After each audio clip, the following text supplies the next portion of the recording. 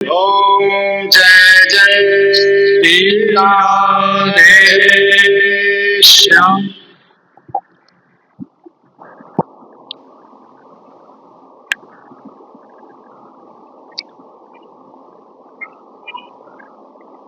आज जो है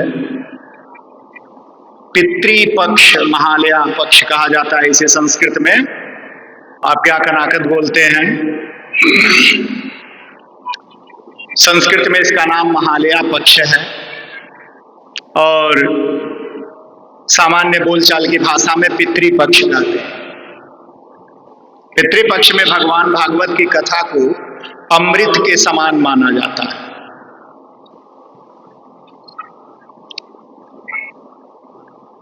जो भी संसार में जन्म लेता है उसकी मृत्यु भी निश्चित है और इस संसार से जीव का संबंध है, आना जाना है, इसलिए इसे मृत्यु लोक या पृथ्वी लोक या भूलोक कहा जाता है। कथा करनी है हमको तो मैं सोचा कि हम कथा सुन क्यों रहे हैं ये तो बता दें आप लोगों को। नहीं तो हम तो कथा सुने और गए, आए सुने, लेकिन उसका कारण होगा ना। इस संसार में हमारे आने का भी कारण है, हमारे जाने का भी कारण है। हर चीज व्यवस्थित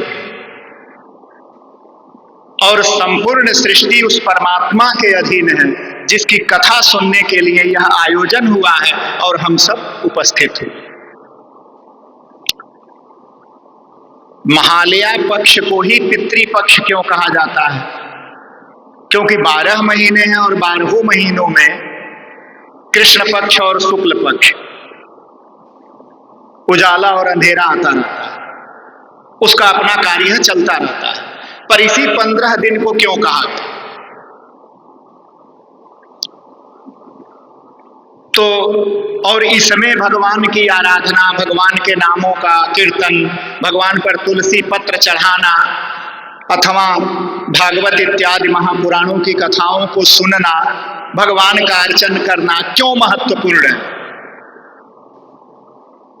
ऋषियों ने एक व्यवस्था दिया। व्यवस्था का कारण ये था कि जहां हम निवास करते हैं शरीर छोड़ने के बाद, जिसे पितृलोक कहा जाता है, वो चंद्रलोक है। चंद्रलोक में ही पितृगण निवास करते हैं, इसलिए उसे पितृलोक कहा जाता है। चंद्रमा को ही पितरों का स्वामी कहा जाता है, इसलिए वेदों में चंद्रमा को मन का कारक कहा जाता है। और भगवान ने गीता में कहा था अर्जुन से कि मन एवं मनुष्याणाम कारणम बंध मोक्षणम, व्यक्ति का मन ही उसके बंधन और मुक्ति का कारक होता है।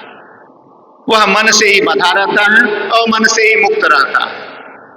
एक दरवाजे पर बंधी हुई गाय मौका मिलते ही उछलना कूदना शुरू कर देती है, भाग लेती है। और एक हाथी जो बंधी रहती है जंजीर में, वो बड़े बड़े पेड़ों को उखाड़ सकती है, बड़े बड़े घरों को गिरा देती है, ट्रकों को उलट देती है, लेकिन एक जंजीर में बंधी रहती है और कभी उस जंजीर को तोड़ती नहीं, क्योंकि उसका मन बंध गया। वो मान चुकी है मन से कि हम बंधे हुए, इसलिए वो उतनी बड़ी हाथी जो बल में सर्वश्रेष्ठ है उसे नहीं तोड़ पाती। इसलिए चंद्रमा को मन का कारक कहा गया है। इन 15 दिनों में, जिसे आप पितृपक्ष कहते हैं, ये जो सौर परिवार है ये चलायमान है, चलता रहता है, ये स्थिर नहीं है। इसलिए हम मनुष्य भी क्रियाशील रहते हैं, हम भी चलते रहते हैं। इसी अवस्था को शरीर का घटना या बढ़ना कहते हैं। एक शिशु जन्म लेता है और फिर चलते चलते वो बड़ा होता है, किशोर होता है, युवा होता है, प्रौढ़ होता है, वृद्ध हो जाता है और फिर वो अपनी गति को पूरा करके नए चक्र में प्रवेश कर लेता है। इसी तरह से ये ग्रह भी चलते रहते हैं। जब भगवान सूर्य सिंह राशि पर जाते हैं, सूर्य 12 महीने में 12 राशियों पर जाते हैं। ये आप लोगों को जानना चाहिए जानकारी। तो 12 राशियों पर जाते हैं। जब सिंह और कन्या राशि पर आते हैं, उस बीच में पृथ्वी और चंद्रमा आमने सामने हो जाते हैं पृथ्वी के नजदीक चंद्रमा आ जाता है, जो समय चल रहा है। तो जब चंद्रमा पृथ्वी के नजदीक आता है तो शीत पड़ती है, क्योंकि चंद्रमा का कारण है शीतलता। चंद्रमा शीत देता है, कफ का कारक है, मन का कारक है, दूध का कारक है। तो चंद्रमा जब पृथ्वी के नजदीक आता है, और चंद्रमा के लोक में ही पितरों का लोक है, पितृगण निवास करते हैं, तो पितृ भी तो आ जाते हैं नजदीक। अब समझ गए आप? वह पितृलोक पृथ्वी के नजदीक आ जाता है। इसलिए ऋषियों ने कहा कि बाकी कार्यों को रोक दो और ये 15 दिन 1 महीना तुम पितरों के लिए कार्य कर लो।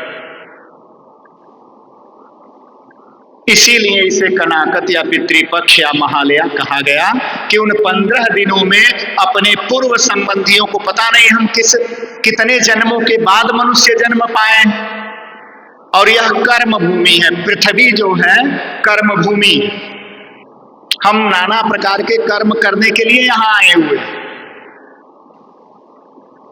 और कर्म जो है शुभ और अशुभ होते हैं, या तो हम शुभ कर्म कर रहे हैं या अशुभ कर्म कर रहे हैं, 2 ही कर्म हैं।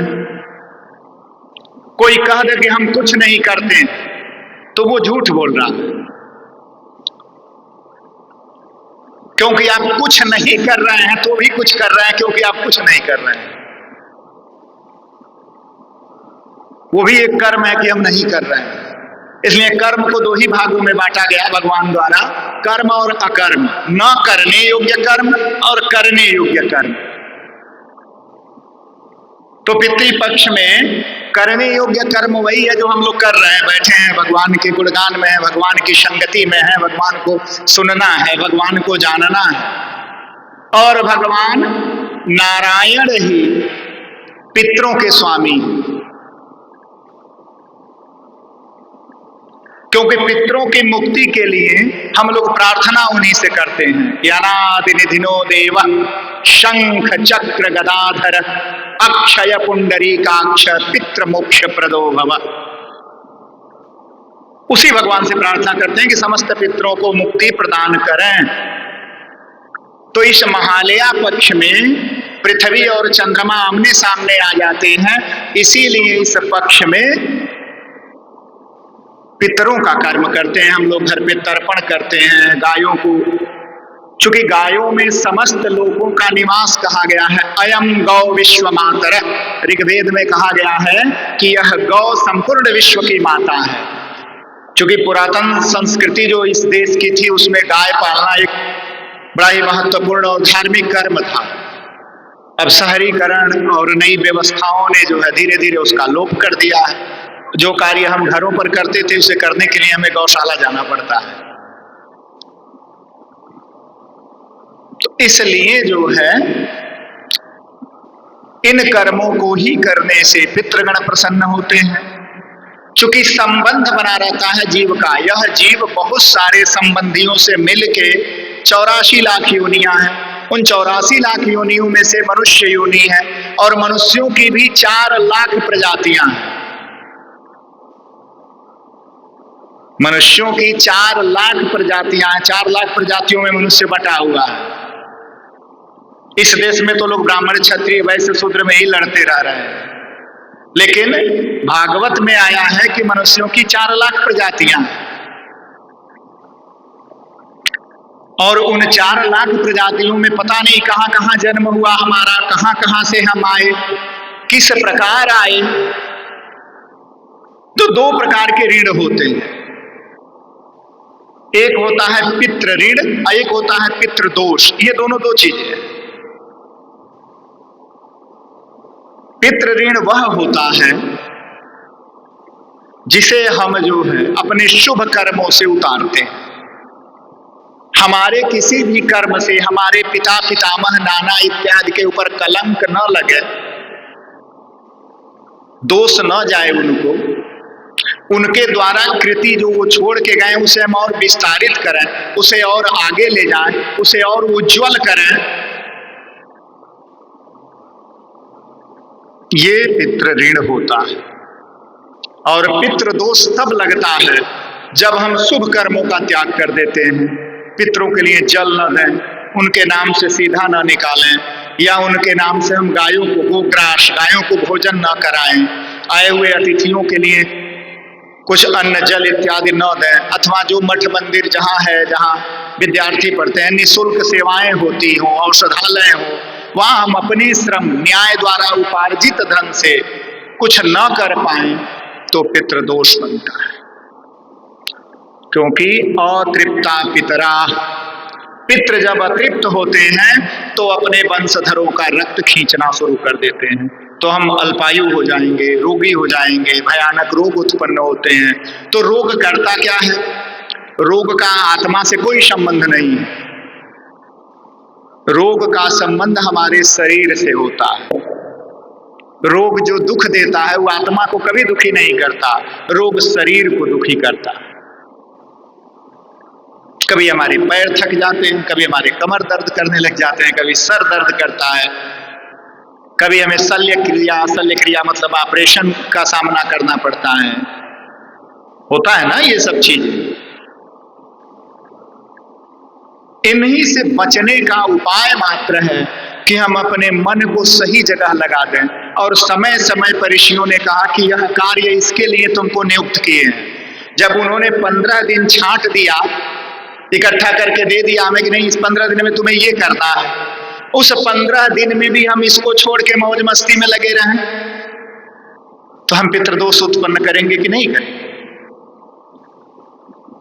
तो हमारी जो अत्याधुनिक पीढ़ी है वो इसे समझने को तैयार नहीं है, और जो समझ रहे हैं वो कर रहे हैं। उनके जीवन पर सकारात्मक प्रभाव भी है, क्योंकि बहुत सारे लोगों से मिलना और देखना तो होता ही है। तो इसलिए कहा भी गया, देखो कि शैले शैले ना माणिक्यम चंदनम ना बने बने, ग्रामे ग्रामे साधु न मिलते मौक्तिक्यम ना गजे गजे। प्रत्येक पर्वत के शिखर पर मड़ियां नहीं होती, मड़ी नहीं होती। शैले शैले न माणिक्यम, और चंदनम न बने बने, न हर जंगल में चंदन के पेड़ ही होते हैं। और ग्रामे ग्रामे साधु न मिलते, हर जगह सज्जन लोग नहीं मिलते हैं।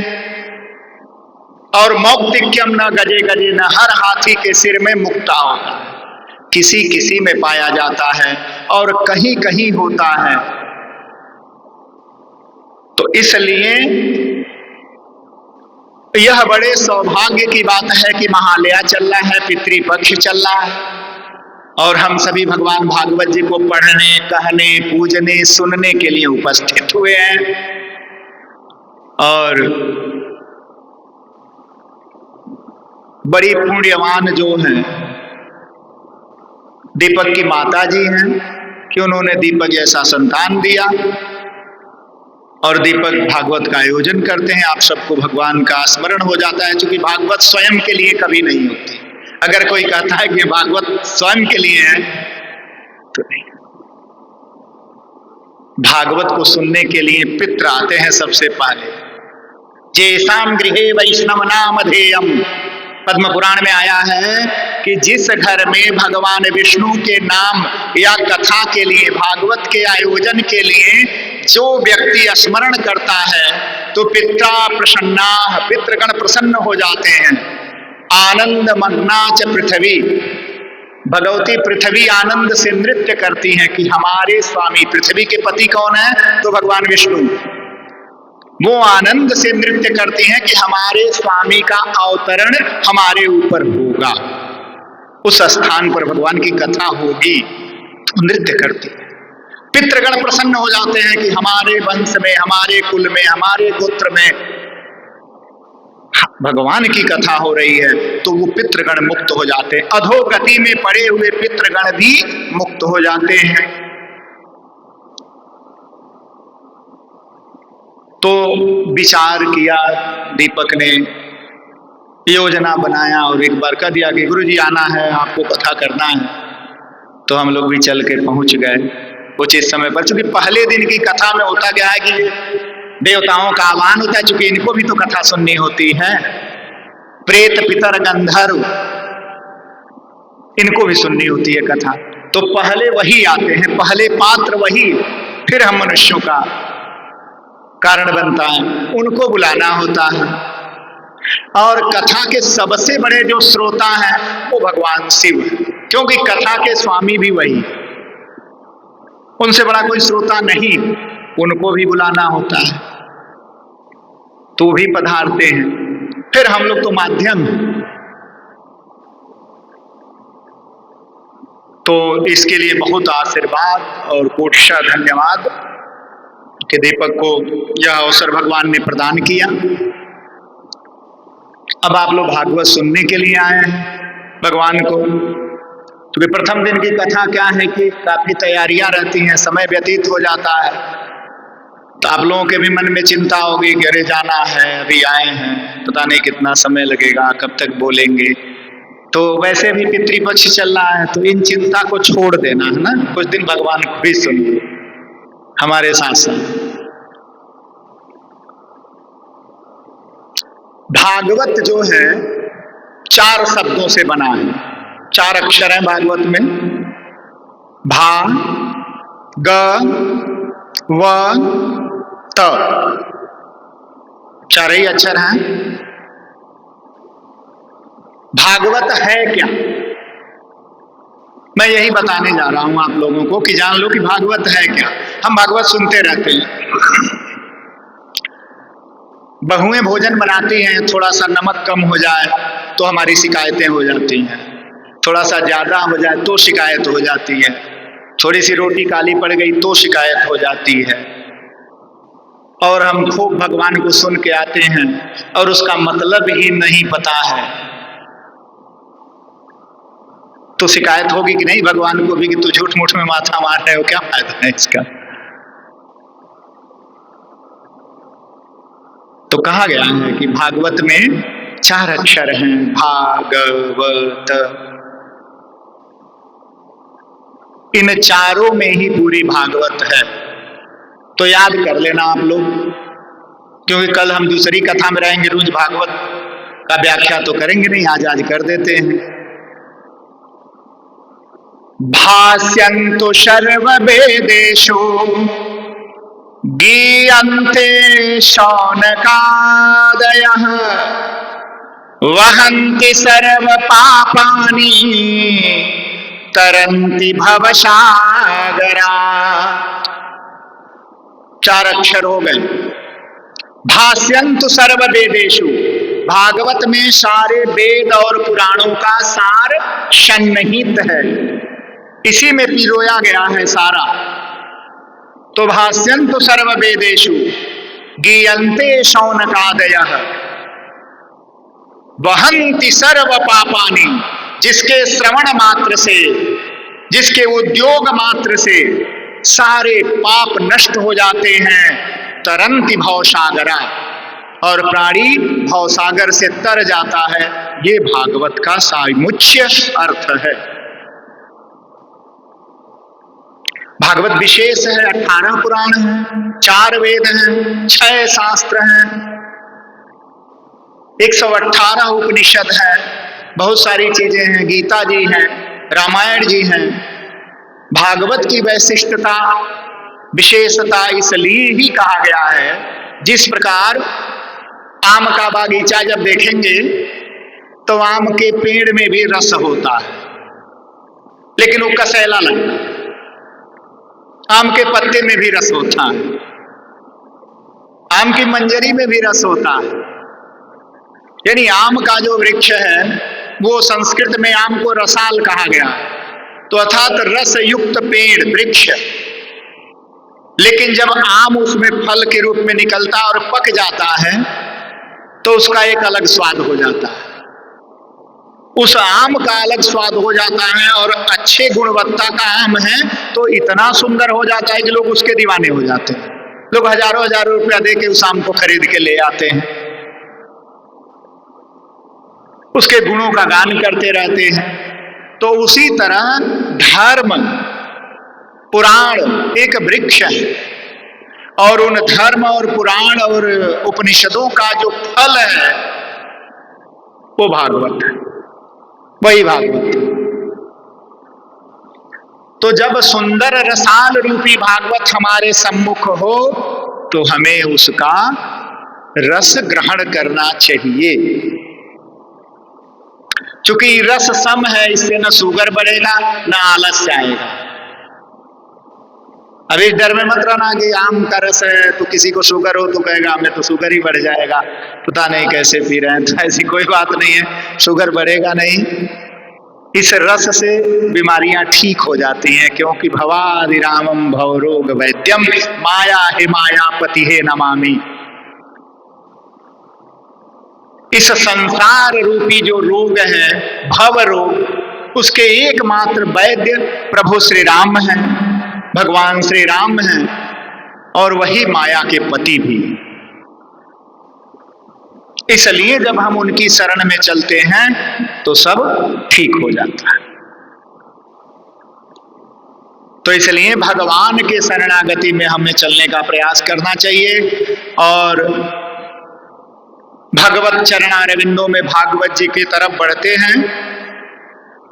क्योंकि हम संस्कृत के श्लोक सुना रहे थे आप लोगों को, समझ में आए चाहे ना आए, सुनना जरूर इन श्लोकों को, क्योंकि वो भी भगवान से हमारा एक संबंध होना चाहिए। आप लोग कथा, इसलिए मैं भूमिका बोल रहा हूं कि जब तक भूमिका से जुड़ नहीं पाओगे तब तक कथाओं से जुड़ नहीं पाओगे। क्योंकि जब तक बच्चे को पता नहीं होता है कि ये मेरे पिता हैं, ये मेरी माता है, ये मामा है, ये मेरा भाई है, तब तक वो उनसे खुल नहीं पाता है, जुड़ नहीं पाता है ना ऐसे। इसलिए जब भी भगवान को सुनो, आप भागवत सुनने बैठे हो तो आपका भगवान से एक संबंध होना चाहिए। आवाज तो साफ साफ जा रही है हमारी, सभी लोग सुन पा रहे हैं। भगवान से हमारा एक संबंध होना चाहिए, वो चाहे पुत्र का हो, मित्र का हो, सखा का हो, किसी भी प्रकार का एक संबंध भगवान से होना चाहिए। क्योंकि जिससे हमारा संबंध होता है ना, उस पर अधिकार भी होता है। आप संबंधी को कुछ कोई कार्य करो ना पूछो तो वो चिढ़ जाता है, क्या इसने कार्य किया था, हमें नहीं बुलाया था। या आपको कोई कार्य है तो आप उससे जबरदस्ती डांटते हो, करे हमारी बात सुन नहीं रहे हो, क्यों नहीं सुन रहे हो। संबंध है तो आप आग्रह कर लेंगे, और जिससे आपका कोई संबंध नहीं है उसे ना आप डांट पाएंगे ना आग्रह कर पाएंगे। इसलिए शास्त्र कहते हैं कि भगवान से आपका संबंध होना चाहिए। अर्जुन का भगवान से साक्ष्य भाव का संबंध है।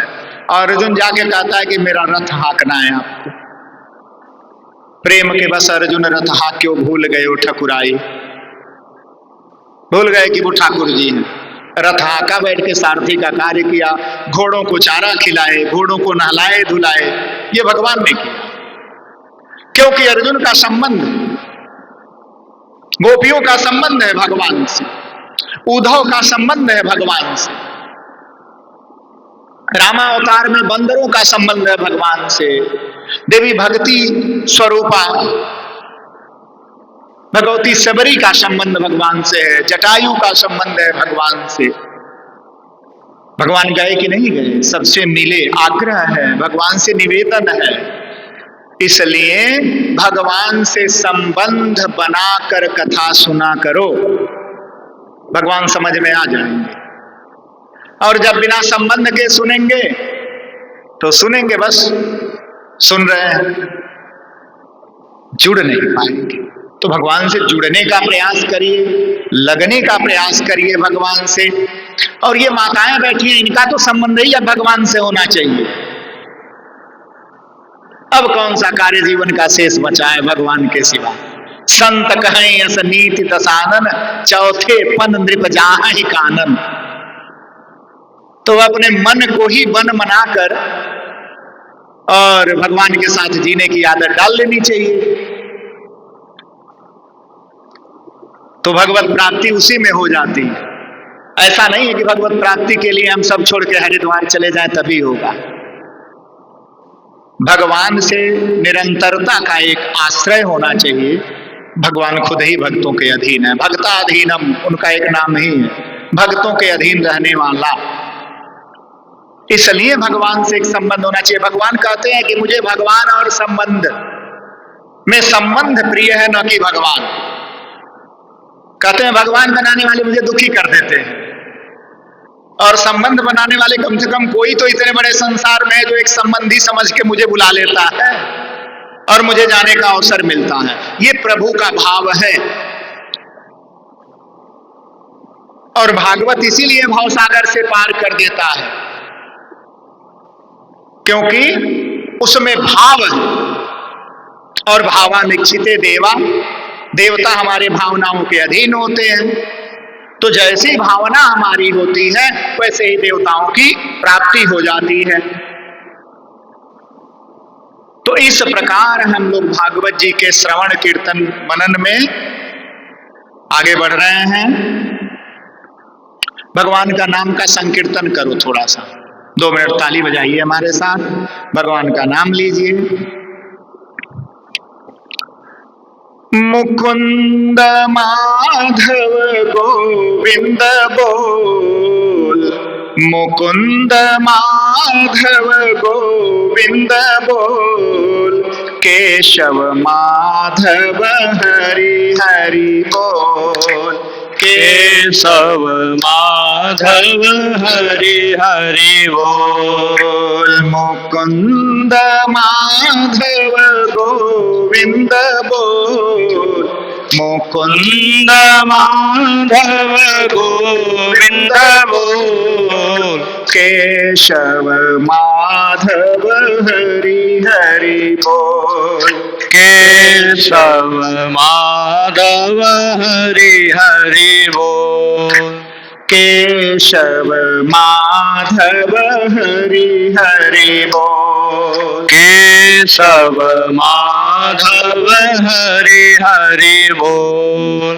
राम राम बोल, राम राम बोल, राम राम बोल, राम राम बोल, राम राम बोल प्यारे, राम राम बोल, राम राम बोल प्यारे, राम राम बोल। हे कृष्ण कृष्ण बोल प्यारे, कृष्ण कृष्ण बोल, कृष्ण कृष्ण बोल प्यारे, कृष्ण कृष्ण बोल। हे मुकुंद माधव गोविंद बोल, मुकुंद माधव गोविंद बोल, केशव माधव हरि हरि बोल, केशव माधव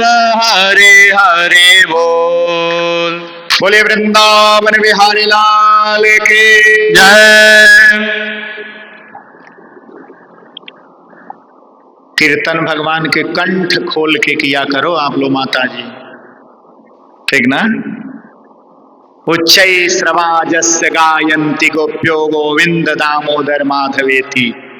भगवान को सुनाने के लिए ब्रज गोपी बालिकाएं तेज स्वर में गाती रहती थी, गोविंद दामोदर माधवेति, है ना। भगवान सुनते हैं, ऐसा नहीं नहीं सुनते, सुनते, बहुत सारे प्रमाण हैं, सुनते हैं। तो भागवत जी में जो है हम लोग प्रवेश करते हैं। भागवत जी की कथा का क्या कारण है, भागवत महापुराण का, ये मैंने बताया। कथा में चलते हैं, नहीं तो आप लोग सोचोगे कि गुरु जी इधर उधर की बात में लगे हुए हैं, कथा में तो पहुंचे ही नहीं। लेकिन ये जरूरी है जानना हमें कि हम सुन क्यों रहे हैं। तो समस्त आए हुए आप लोगों के पितृगण, देवतागण, भगवान श्याम सदा शिव नर्मदेश्वर, वरुण इत्यादि देवता, लोकपाल, दिग्पाल, ग्रह नक्षत्र योग, सबके आवाहन के साथ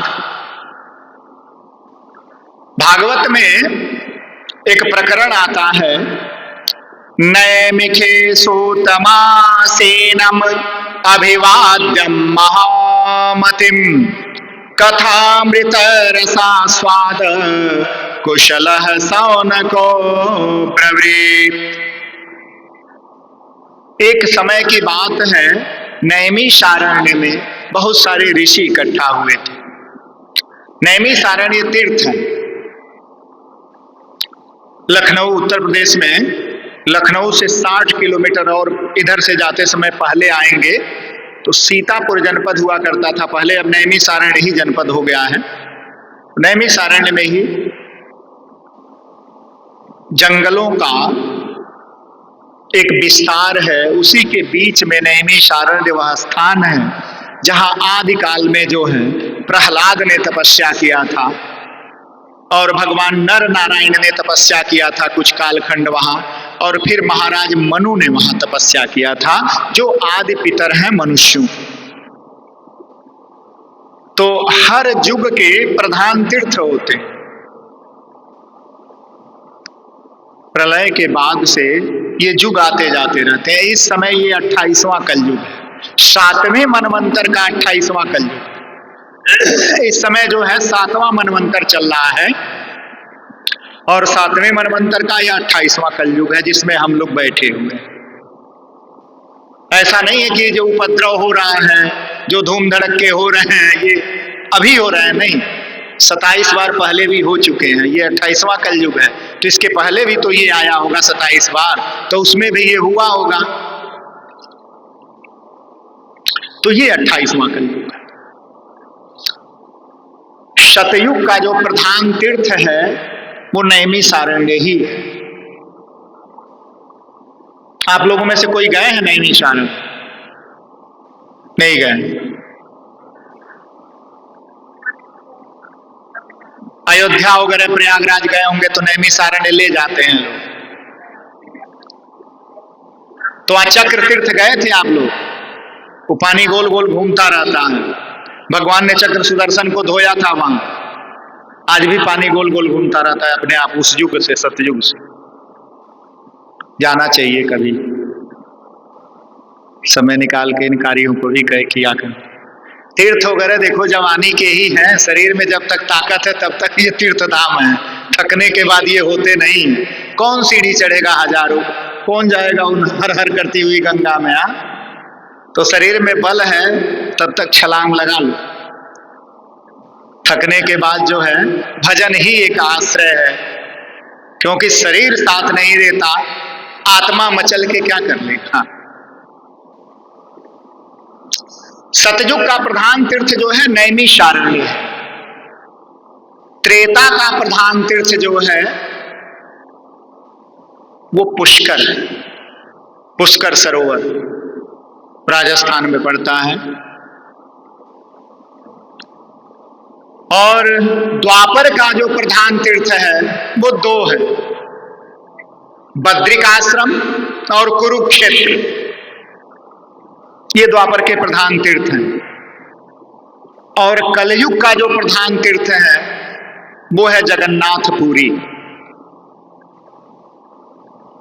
तो जगन्नाथपुरी जो है कलयुग का प्रधान तीर्थ है, परंतु उसमें एक शर्त है कि पूरी द्वारावती जस्य, जगन्नाथपुरी में आपको पूरा पुण्य लेना है तो उसके लिए एक शर्त है कि पहले द्वारिकापुरी जाना पड़ेगा। दोनों समुद्र के किनारे, जगन्नाथपुरी भी समुद्र के किनारे है लेकिन वो पूरब समुद्र के तट पर है, बंगाल की खाड़ी पर, और द्वारिकापुरी भी समुद्र में है लेकिन वो कच्छ की खाड़ी में, पश्चिम समुद्र में। एक अरब सागर में है और एक बंगाल की खाड़ी में। तो इन दोनों को जब आप दर्शन कर लेते हैं तो आपके कलयुग के प्रधान तीर्थ की यात्रा पूरी हो जाती है। तो सतयुग का जो प्रधान तीर्थ है वो नैमिषारण्य है, और नैमिषारण्य में अब भी ऋषियों की सभा लगती है। अब भी सभी ऋषि, महर्षि, महंत, संत इकट्ठा होते रहते हैं और वहाँ जो है वाचन करते रहते हैं, सत्संग करते हैं, प्रजा के कल्याण की चर्चा करते हैं, निस्वार्थ भाव से यज्ञ करते रहते हैं, भंडारे चलते रहते हैं, लोग करते रहते हैं। बहुत सारे लोग हैं जो वहां जाके सहयोग करते हैं, सहायता करते हैं, वो अनवरत चलता रहता है। पहले संत महात्मा प्रजा के कल्याण की कामना करते रहते थे, घूमते रहते थे, समाज को जागृत रखते थे, धर्म का कार्य करते रहते थे। अब समय बदल गया, कलिकाल की माया है। संत महात्मा भी अपने मठों में रहते हैं, निकलना नहीं चाहते, प्रजा से जुड़ना नहीं चाहते। अब प्रजा को भी मिलना है तो नंबर लगाना पड़ता है, इधर उधर सोर्स लगाना पड़ता है, तो मुलाकात होती है। तो कलयुग की माया है, समय बदल गया, युग बदल गया। तो ऋषि इकट्ठा हुए थे नैमिषारण्य में, और नैमिषारण्य में जब इकट्ठा हुए तो वहां सूत जी आए हुए थे, और सूत जी जो है वैशंपायन के जो है परम प्रिय शिष्य हैं, रोमहर्षण के कृपा पात्र हैं। तो वह आए हुए हैं, परम ज्ञानी हैं, उन्हें पुराणों का, वेदांत का, धर्म का मर्मज्ञ हैं, सब जानते हैं, और आए हुए हैं। और वहीं जो है शौनक इत्यादि महर्षि लोग भी आए हुए, सभी लोग बैठे हैं। कलिकाल का प्रभाव दिख रहा है और दुखी भाव से सब बैठे हैं। तो शौनक जी आगे बढ़ के सूत जी से कहते हैं कि सूत जी, शौनको अब्रवीत, शौनक जी बढ़ के पूछते हैं, बोलते हैं कि हे महात्मन, सारे युग जा चुके, कलिकाल का प्रभाव आ रहा है, और साधनाम भस्मीकृता, कलयुग सबसे पहले जो कार्य करता है वह यह करता है कि धर्म के जो साधन होते हैं उसका नाश कर देता है। अधर्म के साधन थे पहले पवित्रता, सुचिता, पात्रता, प्रतिमा, धातु, व्रत, उपवास, नियम, प्रत्याहार, योग, खत्म कर दिया। नहीं है, पवित्रता खत्म हो गई।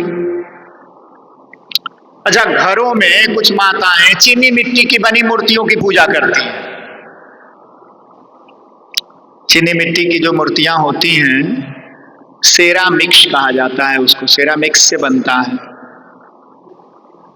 सेरामिक्स का जानवरों की हड्डी के जो बुरादे होते हैं, पाउडर होते हैं, उसी से मिल के चीनी मिट्टी बनती है, नहीं तो नहीं बनेगी।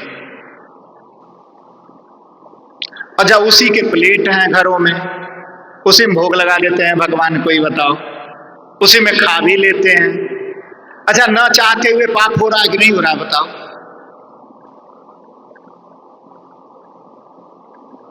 और उसके बाद हम लड़े भगवान से कि आप हमको मिल क्यों नहीं रहे हो। देवता इतनी आसानी से दीपक मिलते नहीं, देते कुछ नहीं है ये इतनी आसानी से, क्योंकि आपको कोई सरकार से काम निकलवाना हो तो सरकारी बाबू इतना दौड़ाते हैं कि चप्पल घिस जाती है ना, खूब दौड़ाते हैं, परेशान कर देते हैं, तब जाके कार्य होता है। तो जहां मनुष्य रूपी सरकारी कर्मचारी और अधिकारी इतना थका देते हो, वहां ये दिव्य देवता और पितृ इतनी आसानी से आपको कैसे छोड़ लेंगे ये बताओ? ये भी तो अवसर ढूंढते होंगे आपको रोकने के लिए। तो हमें पात्रता का ध्यान रखना चाहिए घरों में। बेशक स्टील के बर्तन यूज कर लो, कांसे के कर लो, पीतल के कर लो, खैर कांसा पीतल तो अब खत्म ही हो गया एक तरह से घरों में, क्योंकि भारी होते हैं, और बहुएं हो गई हल्की छोटी, तो उनसे कैसे रुकेगा? तो धोना पोछना रखना कठिन हो गया ना। तो अब लिखो फेंको वाला जमाना आ गया, देख लो।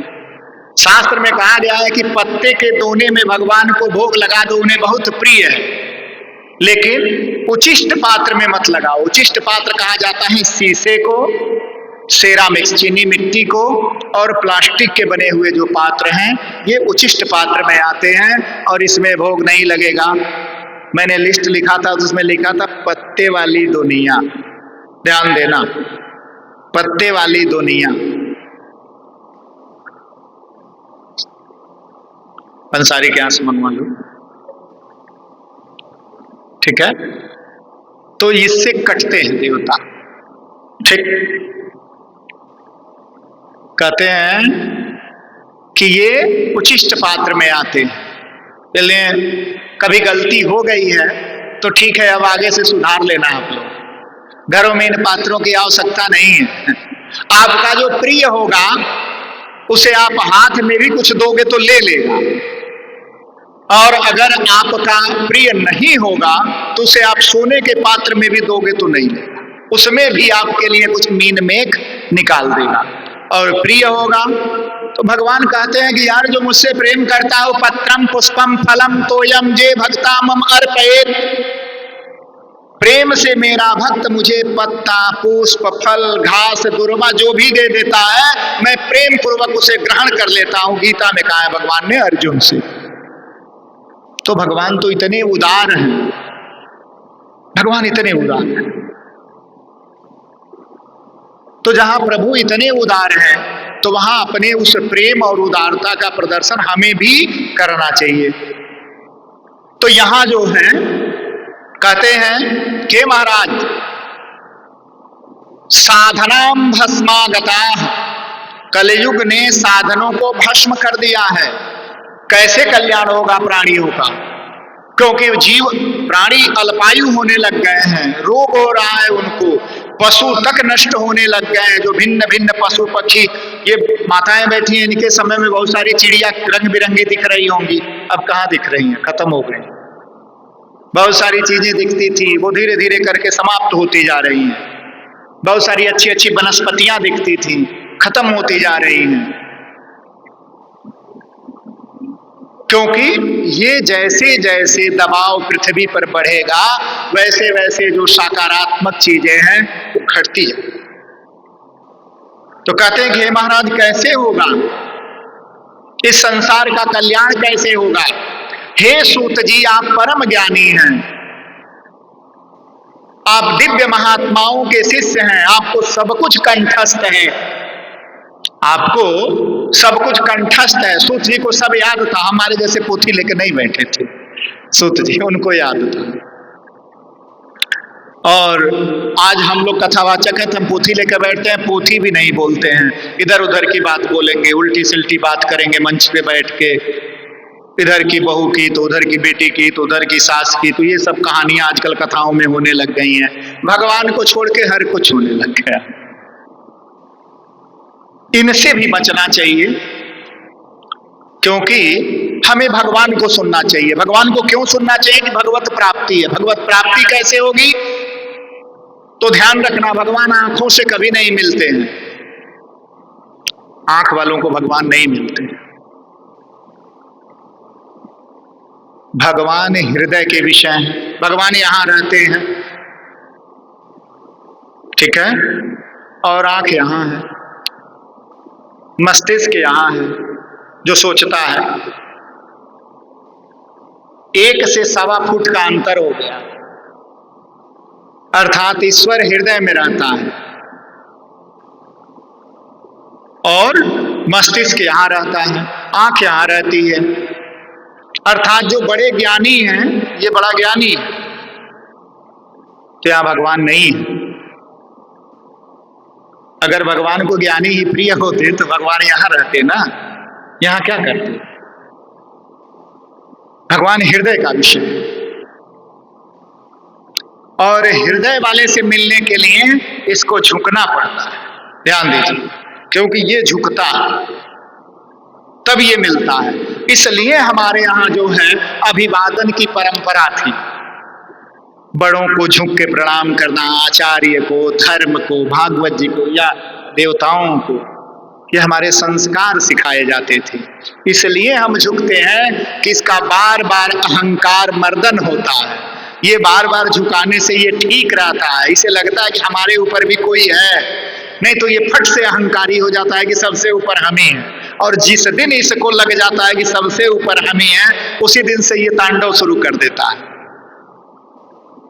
इसलिए वैदिक वांग्मय में एक परंपरा है कि हमसे भी कोई श्रेष्ठ है, इसलिए हमें इसको झुकाना चाहिए, और इसलिए हृदय में रहता है ईश्वर।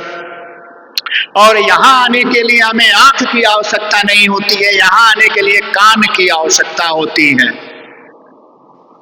हमेशा देखोगे तो ईश्वर जो है कानों के छिद्रों के माध्यम से हृदय में आता है और फिर उसमें अनुराग उत्पन्न होता है, और जब अनुराग उत्पन्न होता है तो यह विरक्त होता है। यह धीरे धीरे बहुत समय लगाता है ये मानने के लिए।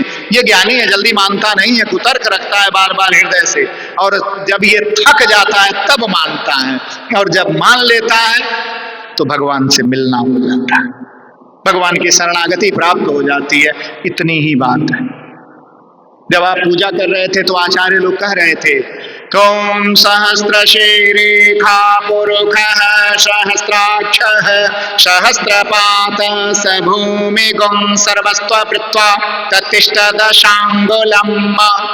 बोल रहे थे ना, ये सुना होगा ये ऋचा। ये ऋग्वेद के 10वें मंडल में पुरुषोक्त की पहली ऋचा है। तो कहा गया है कि जो वह विराट पुरुष है, सहस्त्र शीरिका, हजारों सिर हैं, सहस्त्रों पैर हैं, सहस्त्रों भुजाएं हैं, सारे रूपों में व्याप्त है, वह ईश्वर प्रत्येक जीवधारी के, मनुष्य के रूपी जीवधारियों के हृदय से 10 अंगुल की दूरी पर रहता है। तत्तिष्ठत् दशांगुलम, वेद 10 अंगुल की दूरी पर वह ईश्वर रहता है और हमारे प्रत्येक कर्म और अकर्म को देखता रहता है कि हम कर क्या रहे हैं, वो देखता रहता है। उसके बाद भी हम लोग इतने शातिर हैं, दरवाजा बंद करके कहते हैं कोई देख नहीं रहा है, जो भी बेईमानी करना है कर लो जो भी करना है कर लो, क्योंकि हमें कोई देख ही नहीं रहा है। जबकि वेद कहता है कि वो तुमसे 10 अंगुल की दूरी पर हमेशा रहता है। वो 10 अंगुल से 11 अंगुल हो जाता है तो हम संसार छोड़ देते हैं, क्योंकि जो स्पंदन है, करंट जो है, जो विद्युत का प्रभाव है, प्रवाह है, वो कट जाता है। तो यह शरीर एक ट्रांसफार्मर है और ये बिजली की तरंगों से चल रहा है, करंट कट गया, खेल खत्म। इसलिए ईश्वर जो है हमसे 10 अंगुल की दूरी पर रहता है, हृदय से स्पंदित होता है। इसलिए इसे हृदय को जितना अच्छा रखो, जितना स्वच्छ रखो, जितना बढ़िया रखो, उतना ही अच्छा है। बोले भक्तवत्सल भगवान की। तो भागवत के महात्म में जब प्रवेश करते हैं तो यही प्रसंग आता है कि संसार कैसे रहेगा, आने वाले भक्तजन कैसे रहेंगे, यह सृष्टि कैसे बचेगी। तो सूत जी कहते हैं कि हे सौनक जी, कलयुग जो है अपने प्रभाव से समझौता नहीं करता। हे महाराज, चारों युग आते हैं, सतयुग भी आता है, त्रेता भी आता है, द्वापर भी आता है, उसी प्रकार कलयुग भी आता है। और जब कलयुग आता है तो वो अपने हिसाब से कार्य करता है। उसी प्रकार जिस प्रकार आप देखते हैं कि देश में सत्ता बदलती है, राजा बदलते हैं, आपका मुख्यमंत्री बदलता है, प्रधानमंत्री बदलता है, कुर्सी एक ही है, बैठने वाला बदल जाता है, सिंबल बदल जाता है, और जो नया आता है वो अपने हिसाब से नया कानून, नया शासन लेके आता है कि नहीं आता, कुछ ना कुछ चेंज कर देता है, कुछ ना कुछ परिवर्तित कर देता है, बदल देता है। उसी प्रकार युग को जानू, कथा का सार तत्व है कि जो आप सुन रहे हो उसे अपने आसपास ही देखो। उदाहरण में बहुत दूर जाने की आवश्यकता नहीं, क्योंकि जिस प्रकार राजा बदलता है तो शासन भी बदल जाता है। उसी प्रकार चारों युग में जब कलयुग आता है, निष्कृष्ट है, और जब वो आता है तो उसका भी शासन बदल जाता है। तो कहते हैं कि हे महाराज, उससे बचने का क्या उपाय है? कहते हैं देखो, मेरे पास तो बहुत सारे उपाय हैं, पर सब कठिन है। कुछ तपस्या का मार्ग है, कुछ उपवास का मार्ग है, कुछ व्रत का मार्ग है। अब समस्या ये है कि सतयुग में लोग घी पीते थे, सतयुग का प्रधान भोजन घी था, आज्यम। घी को प्राण भी कहा जाता है। घी का संस्कृत में अर्थ घी का आज्य, आज्य माने प्राण भी होता है, आज्य माने घी भी होता है, तो घी को प्राण कहा जाता है। पर घी कर्म करने के लिए, घी वही पिए जो कर्म करे, जो मेहनत करे, उसके लिए वो अमृत के समान फल देता है और कामचोरों को मार डालता है। घी के साथ ये समस्या है, घी कामचोरों को नहीं पचता। क्यों? क्योंकि अच्छा, भगवान के साथ भी यही समस्या है।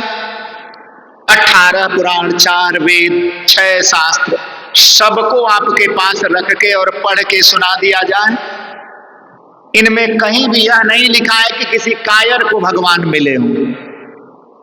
आज तक किसी कायर को भगवान नहीं मिले हैं। इसलिए हमें कर्म करते रहना चाहिए, क्योंकि कर्म ही ईश्वर के पास ले जाने का माध्यम है। इसलिए कर्म करते रहना चाहिए, अकर्म नहीं, क्योंकि कायरों को भगवान नहीं मिलते। तो सतयुग के लोग बहुत बड़े होते थे, बड़े तपस्वी होते थे, मुख्य भोजन घी था और वो ब्रह्म का चिंतन करते थे, संसार चलता था। त्रेता आया, त्रेता आया तो त्रेता में भी लोग बड़े लंबे लंबे होते थे और त्रेता में यज्ञ होता था, यज्ञ का आविष्कार हो चुका था त्रेता में। और त्रेता के प्राणी कंद मूल फल खाते थे। हविष्यान्न का आविष्कार हुआ था, जौ इत्यादि, तिल इत्यादि हो गए थे, तो इन्हें यज्ञ इत्यादि में प्रयोग किया जाता था। बाकी कंद मूल फल पर विशेष जोर होता था उनका। द्वापर आया तो द्वापर में नवनीत का प्रयोग हुआ। नवनीत माने होता है माखन, और नवनीत लोग लेते थे, कुछ अन्न भी लेते थे। द्वापर की प्रजा कुछ छोटी हो चुकी थी और द्वापर में प्रजा में कुछ कलह, लड़ाई झगड़ा शुरू हो गया था। कलयुग आया तो कलयुग की प्रजा बिल्कुल छोटी हो गई। कलयुग में तो और छोटे लोग हो गए, लेकिन कलयुग में जो समस्या आई वो ये आई कि कलयुग में रोग बढ़ गया। वो इसलिए बढ़ गया कि कलयुग का प्रधान भोजन जो था वो अन्न है। कलयुग का प्राणी अन्नमय कोशों से बना है और अन्नमय कोशों से बनने के कारण अन्न की गुणवत्ता दूषित कर दिया लोगों ने, और जब अन्न दूषित हम खाएंगे तो रोग बढ़ जाएगा। और दूषित अन्न हमारे मस्तिष्क को प्रभावित कर देता है, और मस्तिष्क दूषित हो जाता है तो शरीर अपने आप दोषपूर्ण हो गया। और जब शरीर दोषपूर्ण हो गया तो न तो हम इसे शुभ कर्म कर पाएंगे, न तो ईश्वर प्राप्ति की इच्छा कर पाएंगे। तो इससे होगा क्या? तो अशुभ कर्म होंगे, और अशुभ कर्म होंगे तो हम अल्पायु हो जाएंगे। अल्पायु हो जाएंगे तो न धर्म का साधन कर पाएंगे, न अर्थ का साधन कर पाएंगे, न मोक्ष का साधन कर पाएंगे, कुछ नहीं कर पाएंगे। इसलिए जो है जीवन में सात्विकता, भगवत चरणानुराग, भगवान में अनुराग बनाए रखें, जीवन में सात्विकता बनाए रखें, क्योंकि कर्म के अधीन यह सृष्टि चलती रहती है, चक्कर काटती रहती है, और हमारे जो कर्म होंगे वो हमें भोगने पड़ेंगे। कर्म मनुष्य को उसी प्रकार ढूंढ लेता है जिस प्रकार 1000 गायों में ब्याई हुई गाय का बछड़ा अपनी मां को ढूंढ लेता है, वो उसी के थन के पास भाग के जाएगा। तो हजारों गायों में उसका जो बछड़ा होता है वो अपनी मां को ढूंढ लेता है। उसी प्रकार हमारे शुभ या अशुभ कर्म हम कितना ही छुपने का प्रयास करें, वे हमें ढूंढ लेते हैं। ऐसा ही है। तो इसलिए जो है सूत जी कह रहे हैं कि हे शौनक जी, कलिकाल में एक साधन है, क्योंकि कलयुग का मनुष्य छोटा होगा। कलयुग में अधिकतम आयु ही 120 वर्ष कही गई है। अब 120 वर्ष में कौन तपस्या कर लेंगे, क्योंकि कुछ दिन बाद तो शरीर ही काम नहीं करता है। आज तो नए नए बच्चों को देखिए कि हार्ट अटैक आ जा रहे हैं, नए नए बच्चों को शुगर हो जा रहे हैं, नए नए बच्चों के घुटने फेल हो जा रहे हैं, हवा लग जा रही है। हो रहा कि नहीं हो रहा? तो ये कलिकाल का प्रभाव, हमारे खान पान, वातावरण, कर्म अकर्म सबका प्रभाव। तो इसमें तपस्या की आशा कैसे करेंगे? बड़ी बड़ी तपस्याएं हो जाएंगी। बिंदु जी ने कहा था कि क्षण भंगुर जीवन की कलिका, कल प्रातः जाने खिले न खिले, मलयाचल की शुचि शीतलता, मंद सुगंध समीर चले न चले। कलिकाल कुठार लिए फिरता, तन नम्र ही चोट झिले न झिले। जपले हरि नाम हरि रसना, यह अंत समय में हिले न हिले, यह अंत समय में हिले न हिले। इसलिए भगवत स्मरण करते रहना चाहिए कि पता नहीं अंत समय में हिलेगा कि नहीं हिलेगा। अच्छा, पहले जब लोग वृद्ध होते थे और भगवान का बुलावा आता था, तो जो संतानें थी, बच्चियां थी, बेटियां थी, घर में बहुएं थी, तो कहते थे इनको तुलसी गंगा जल पिलाओ। कहते थे कि नहीं कहते थे? तुलसी गंगा जल देते थे उनको, गीता का पाठ सुनाते थे, एकादशी का संकल्प लेते थे उनके नाम से, होता था ना। अब लोग बीमार पड़ते हैं तो हॉस्पिटल में चले जाते हैं और डॉक्टर वहां मुंह पे ढक्कन आईसीयू वाला लगा देते हैं। न गंगा जी ही अंदर जाएंगी, न तुलसी ही जाएंगी, और राम राम भी नहीं कह पाएंगे। नहीं गया, तीनों चला गया। इसलिए इसे अन्यथा न लें। जब भी अवसर मिले, जितना मिले, तो भगवान का स्मरण करते रहे, क्योंकि वही वह माध्यम है जिससे हम आगे बढ़ सकते हैं। तो सूत जी कहते हैं कि कैसे क्या हुआ। कहते हैं कि शौनक जी, मैं एक सरल उपाय बताता हूं। सरल उपाय यह है कि भगवान नामों का और भगवान के लीलाओं का श्रवण करें। उन्होंने कहा तो भगवान के लीलाओं के श्रवण के तो बहुत सारे पुराण हैं, लेकिन वे स्वतंत्र स्वतंत्र हैं। नरसिंह पुराण है, वायु पुराण है, वाराह पुराण है, वामन पुराण है, परशुराम पुराण है, मत्स्य पुराण है, कूर्म पुराण है, हयग्रीव है, देवी भागवत है। कहते हैं कि सारे पुराण हैं, लेकिन ये पृथक पृथक हैं, और पृथक पृथक होने के कारण इन पुराणों का अलग अलग आप श्रवण और मनन करेंगे तो पूरा जीवन बीत जाएगा। शौनक जी ने कहा कि फिर क्या करें। यहां अपने साथ जल का लोटा रख के बैठा करो, और जब भी यहां उठना हो तो जल छिड़क के ऐसे सिर से लगा के फिर उठा करो। क्योंकि तपस्या और पूजन, चाहे रोज पूजा करते हो घर पे, तो जब आप उठें तो आसन के पास जल छोड़ के सिर से लगा के तब उठें। नहीं तो जो भी हम जप तप तपस्या करते हैं वो देवराज इंद्र को चला जाता है। ठीक है, तो खूब करोगे और ले जाएंगे देवराज इंद्र, और कहोगे हम तो मर मर के तपस्या किए, कुछ नहीं हुआ, तो कुछ नहीं होगा। ठीक ना। तो इसलिए इनका ध्यान रखना चाहिए। ठीक है। तो कहा कि पृथक पृथक पुराणों के पढ़ने से हम पार नहीं पाएंगे। तो कैसे पार पाएं? तो उन्होंने कहा देखो, एक पुराण है जिसे स्वयं सुखदेव जी ने राजा परीक्षित को सुनाया था, बड़ा ही अद्भुत है, जिसे उनके पिता भगवान वेदव्यास ने लिखा था। उनकी रचना है वेदव्यास जी की, और सुखदेव जी के कारण वो मनुष्यों के पास पहुंची है, और बड़ा ही अद्भुत है। उन्होंने कहा उसका वैशिष्ट क्या है, इतना अद्भुत कैसे है? उन्होंने कहा कि इसलिए अद्भुत है कि जब परीक्षित को सुनाने के लिए सुखदेव जी आए थे तो स्वर्ग से देवता उतर के आ गए थे। देवराज इंद्र प्रभृति देवता स्वर्ग से उतर के आ गए थे, और उतर के आने के बाद जो है उन्होंने कहा था कि हे सुखदेव जी, हम लोग अमृत का कलश लेके आए हैं।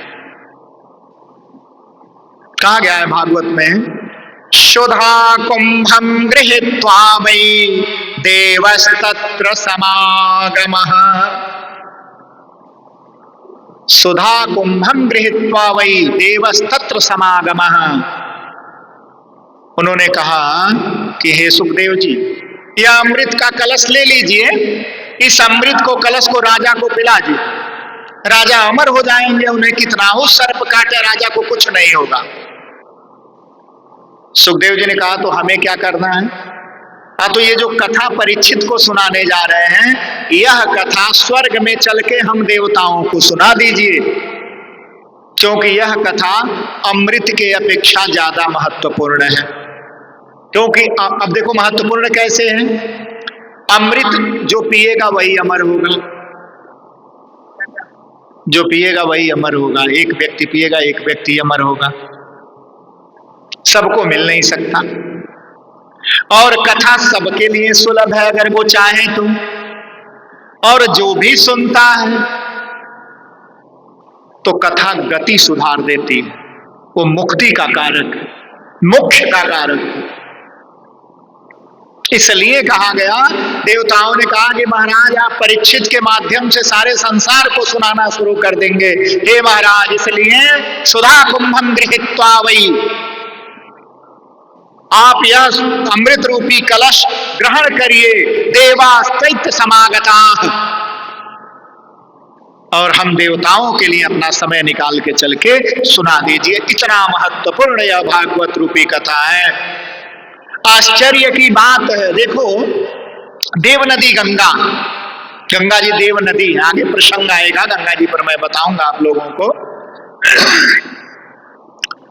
तो क्योंकि आज विलंब हुआ है, रोज विलंब नहीं होगा, रोज समय से उपस्थित होंगे आप लोग, तो समय से कथाएं भी सारी आएंगी। क्योंकि गीत संगीत का झंझट नहीं है, तो कथा ही करना है हमें, और हम कर रहे हैं मन से, हमें कहीं कोई घबराहट नहीं है।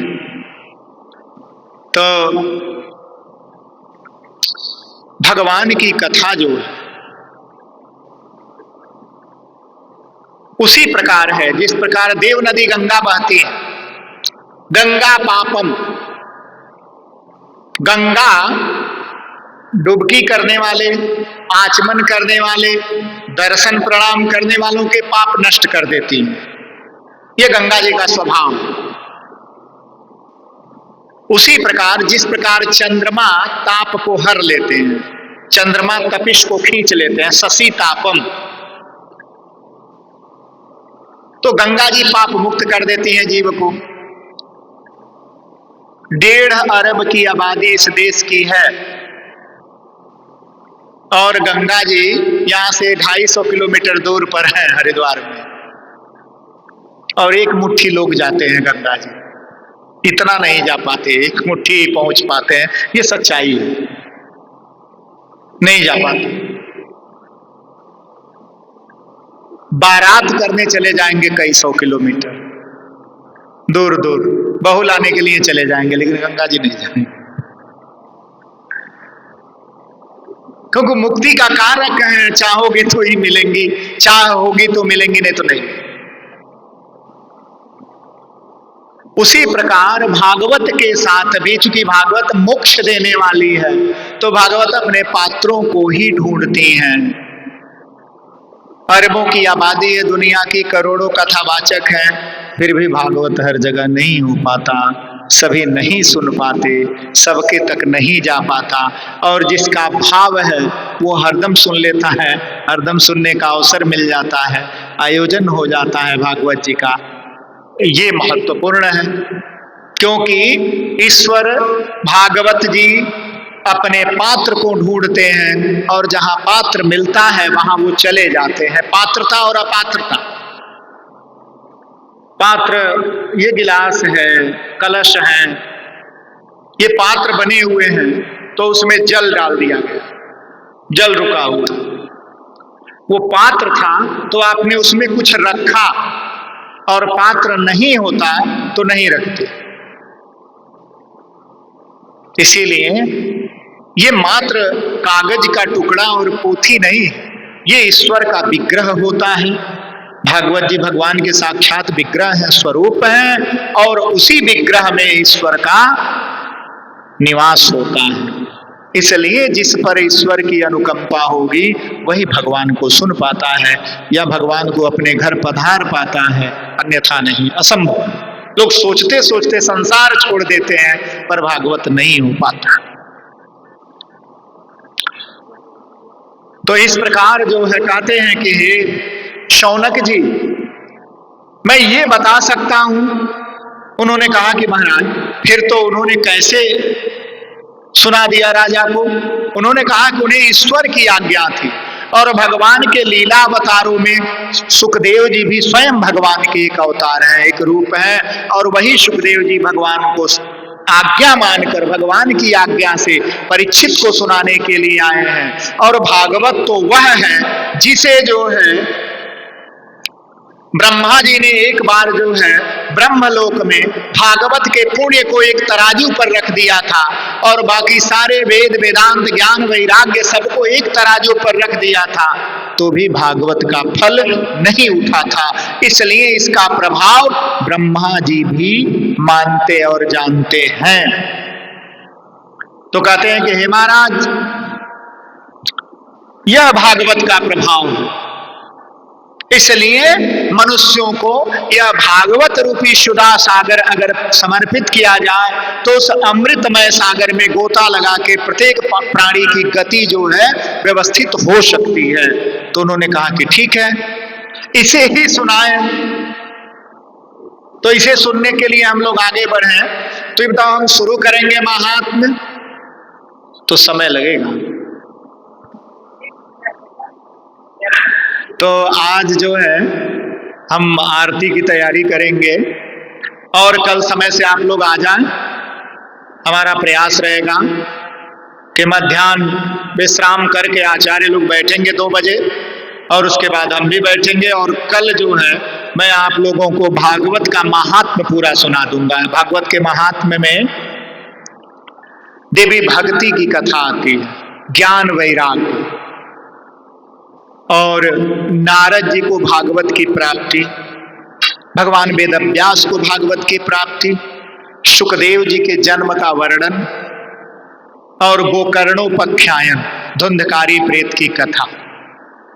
तो ये कल के महात्म्य में हम आप लोगों को हरे इच्छा के अनुसार सुनाने का प्रयास करेंगे और भगवान के निर्मल जस को सुनना है तो सारा मोह माया छोड़ के कुछ घंटे बिताने पड़ेंगे, ठीक ना, भगवान की शरण में। और होगा, भगवान की कथा करने ही हम आए हैं और मेरा स्वयं का अंतर मन भगवान में लगा रहता है। इसलिए जो भी भगवान के लिए बन पड़ा वो सुनाने का प्रयास करूंगा। मेरे पास जो गुरुजनों का आशीर्वाद ज्ञान विज्ञान है उसे सुनाने में बचने का दरिद्रता, हमें वचन ही बोलना है भगवान का भाव युक्त, तो हमें कहीं कोई कंजूसी नहीं करनी है उसमें। तो इस प्रकार जो है भगवान के चरणों में निवेदन करते हुए आरती की तरफ बढ़ते हैं। बोले भक्तवत्सल भगवान की, श्री भागवत महापुराण की।